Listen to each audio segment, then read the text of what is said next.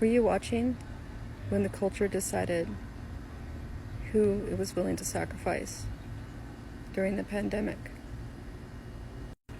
Were you watching in the beginning when they said, it's okay, it only kills the disabled and the elderly? Were you an older person? Were you disabled? Did you realize how little your life meant to them at that point? We have to keep the machinery running. We have to be able to have our pizzas and our haircuts and our parties, to be able to go out and socialize and have our instant conveniences. So what if a few disabled and elderly people die? Were you watching when the culture realized that the elderly and disabled were not enough? The sacrifice was not enough to keep the machine running. Do you remember when they started talking about essential workers, when they first started mentioning it? Did you realize that they actually meant expendable, not essential?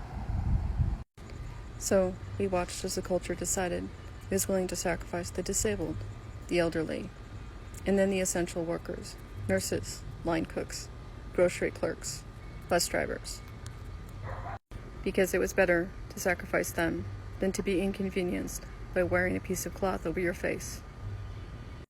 It was better to sacrifice them than to be inconvenienced by not being able to go out to a restaurant and sit down and have a pizza.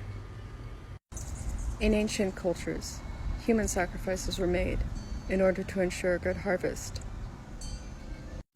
But what God are we sacrificing to in this culture?